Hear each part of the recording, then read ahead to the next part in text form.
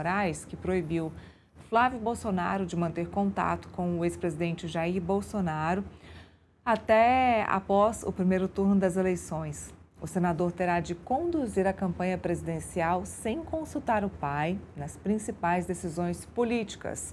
Nesse período, Flávio vai precisar definir a estratégia eleitoral, escolher o candidato a vice-presidente, organizar os palanques nos estados, planejar as agendas da campanha e buscar reconstruir a relação com a Michele Bolsonaro, abalada depois dos desgastes internos no Partido Liberal.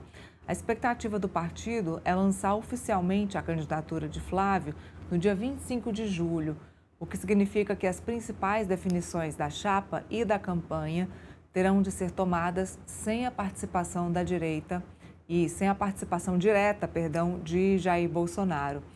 O desafio do senador será manter a unidade do grupo político e demonstrar capacidade de liderança em um momento decisivo da disputa eleitoral.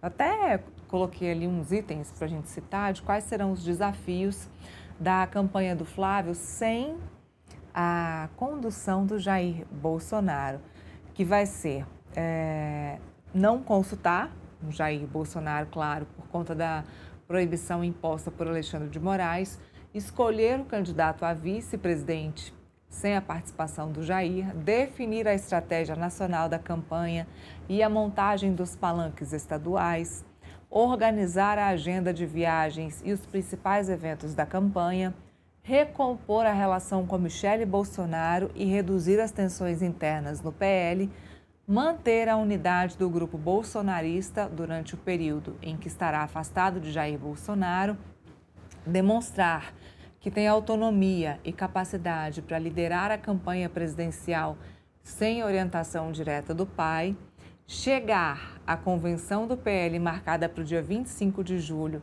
com a chapa definida e campanha estruturada.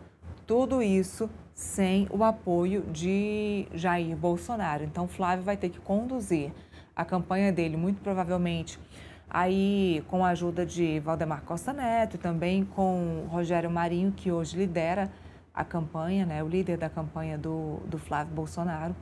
Vai ter que seguir com eles, liderando tudo isso sem a ajuda do pai, principalmente na escolha da vice na chapa do Flávio Bolsonaro.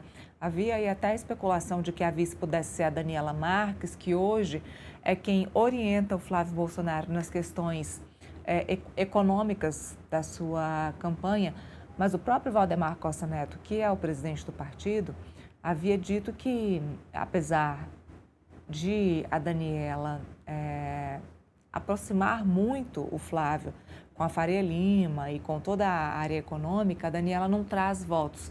E o Valdemar é muito claro quando ele fala sobre isso, ele não poupa palavras e ele diz exatamente isso. Olha, a Daniela não traz votos. A gente precisa de alguém que traz votos. Até o momento, a gente não tem... o Mano já está aqui do meu lado, a gente já pode tratar desse assunto. Até o momento, Mano, a gente não tem a ajuda do Centrão na campanha do Flávio Bolsonaro. Lá atrás, o Ciro Nogueira e o Rueda estavam prontos para articular uma conversa e para entrar na campanha do Flávio Bolsonaro. Hoje a gente já não tem mais isso.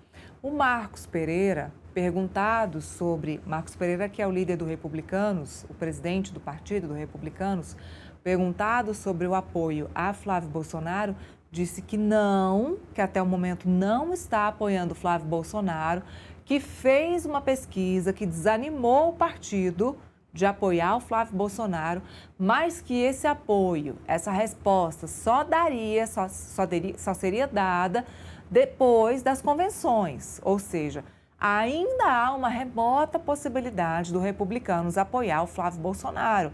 Até então, o único partido do Centrão que poderia apoiar o Flávio Bolsonaro. Eu estou falando sobre Centrão porque para o Valdemar Costa Neto seria imprescindível que essa vice, porque teria que ser mulher, essa vice fosse do Centrão, para agregar votos de outros partidos, agregar votos de outros eleitores, Por quê? Você colocar uma vice nessa chapa do PL, você não agrega votos, você já traz votos bolsonaristas que já viriam com o próprio Flávio.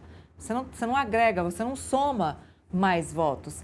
Agora, Mano, eles estão com muita dificuldade em encontrar esse nome feminino e do Centrão. Talvez a gente tenha um nome do PL. Talvez, infelizmente, o Flávio tenha uma chapa puro sangue. O que a gente pode esperar dessa vice do Flávio Bolsonaro?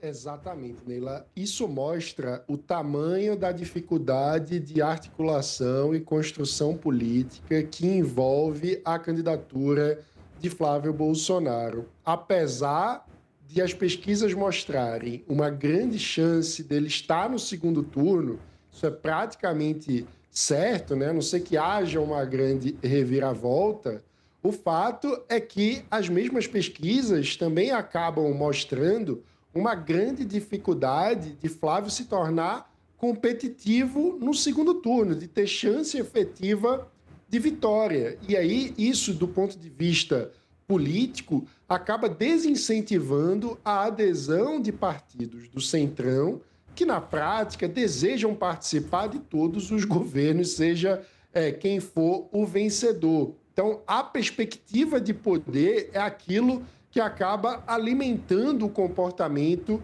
eleitoral dos agentes do Centrão no Brasil. E, na prática, para além da dificuldade imediata, também chama a atenção o tipo de expectativa que envolve os próximos passos do senador Flávio Bolsonaro como pré-candidato à presidência da República, porque ele tem uma grande dificuldade de avanço no público feminino e o que nós tivemos com o vídeo da Michelle Bolsonaro foi uma crise que dificulta muito a construção de um discurso minimamente consistente que seja capaz de atrair o voto do eleitorado feminino.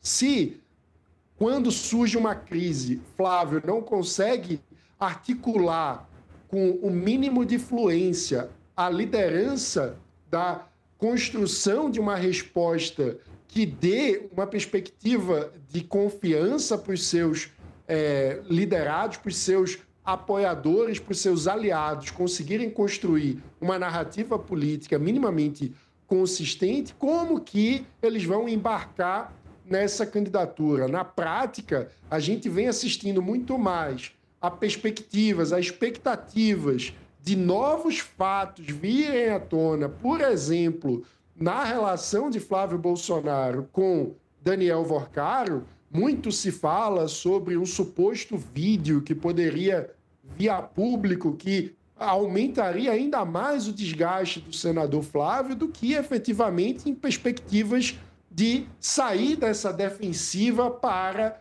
a ofensiva, o que é curioso, porque geralmente um candidato de oposição ele costuma ir muito mais para a ofensiva, enquanto o candidato do governo precisa defender o seu legado. E, na prática, o que a gente vem assistindo é uma perspectiva, uma expectativa de que Flávio Bolsonaro vai precisar ficar se explicando durante a campanha, porque não conseguiu construir o mínimo de relação de confiança com os seus aliados.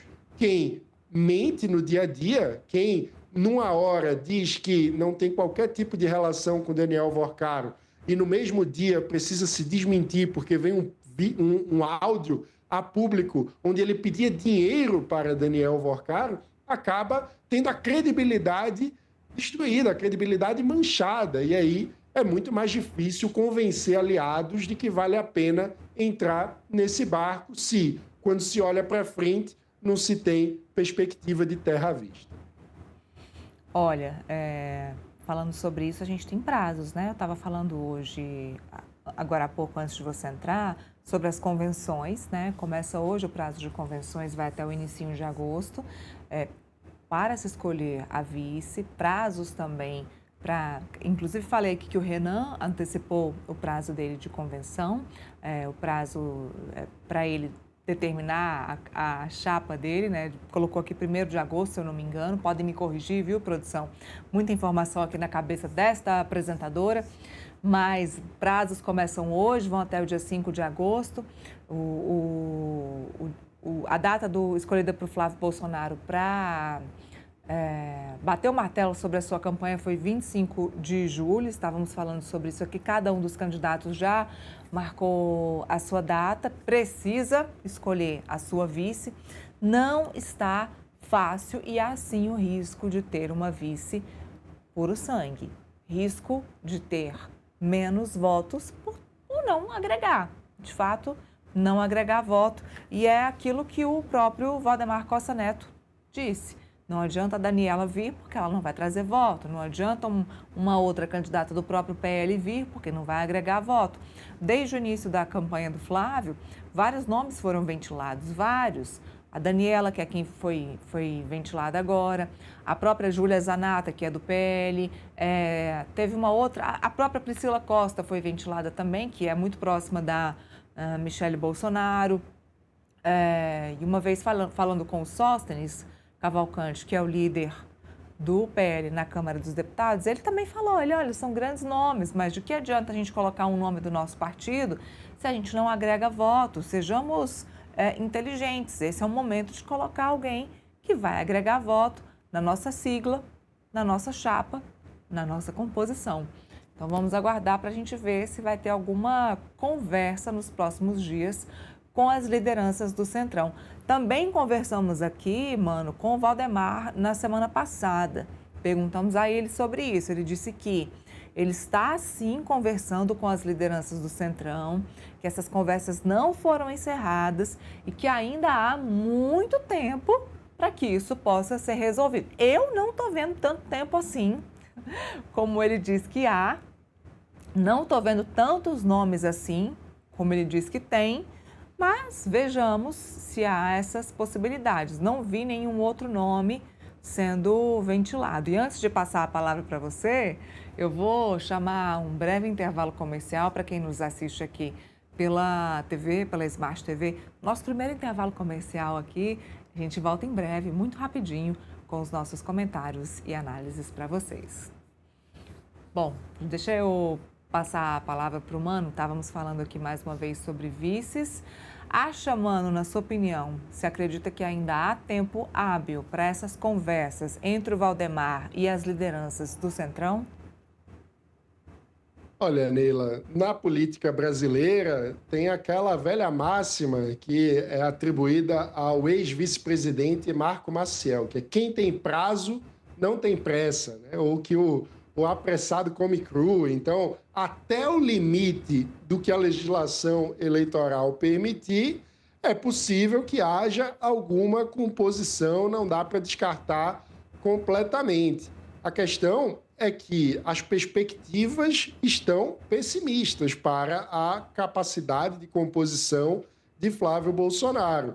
Há muita especulação, por exemplo, de um nome como a Clarissa Tércio, que foi uma deputada muito bem votada em Pernambuco, que é ligada ao setor evangélico, é filiada ao PP e que poderia agregar na chapa, sendo um nome evangélico, com uma boa votação própria, de um estado do Nordeste e sendo também mulher. Contudo, para que isso se confirme, é preciso que o PP, na verdade a Federação União Progressista, embarque na candidatura de Flávio Bolsonaro. E isso parece uma chance remota. É difícil imaginar hoje que isso vá se consolidar, em muitos sentidos, porque a gente vem assistindo a cada vez mais uma priorização por parte dos partidos do Centrão das suas eleições proporcionais, sobretudo a deputados. É uma mudança no eixo de poder de forma estrutural. A gente vem assistindo nos últimos anos, onde os partidos se interessam cada vez menos pela eleição presidencial e se interessam muito mais em eleger grandes bancadas que vão significar, na prática, recursos do fundo partidário e do fundo eleitoral que são controlados pelas cúpulas dos partidos. E hoje isso também significa mais acesso a recursos de emendas parlamentares. Nós vimos também na semana passada que até mesmo o dono do PL, Valdemar Costa Neto, mesmo sem ter mandato parlamentar, em acesso a emendas parlamentares para ele destinar qual seria o uso de recursos públicos diretamente do orçamento federal para os seus interesses políticos paroquiais. Então, na prática, a gente vê que, do ponto de vista das burocracias partidárias, tem sido muito mais importante fazer cálculos sobre como maximizar a eleição de suas bancadas a deputado do que apoiar um candidato ou outro à presidência da República. Isso é um cenário que exige cada vez mais uma capacidade de articulação que Flávio Bolsonaro não tem demonstrado ter, nem mesmo dentro da própria família, né? Ele não conseguiu pacificar a relação nem mesmo com a madrasta. Qual a perspectiva de construção de alianças políticas minimamente sólidas que exigem credibilidade quando ele vem assistindo a uma degradação da confiança em torno dele? Também um problema que acaba sendo consequência da baixa legitimidade do processo de deliberação da liderança. Precisamos lembrar, Flávio Bolsonaro não foi escolhido pelos seus pares, não foi um processo participativo que ouviu as bases do próprio PL. Foi um processo simplesmente de um dedaço a partir de uma liderança que está em prisão domiciliar, que precisou escrever uma carta a partir da prisão para indicar quem seria o seu herdeiro.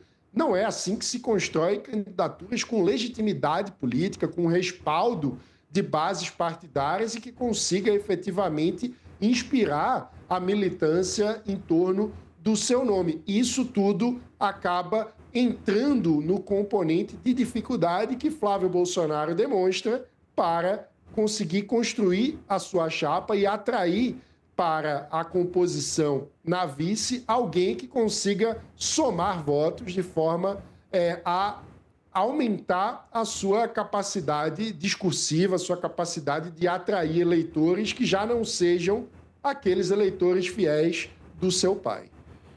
Falando sobre Jair Bolsonaro, vou até aproveitar que está a imagem dele na tela aí para a gente.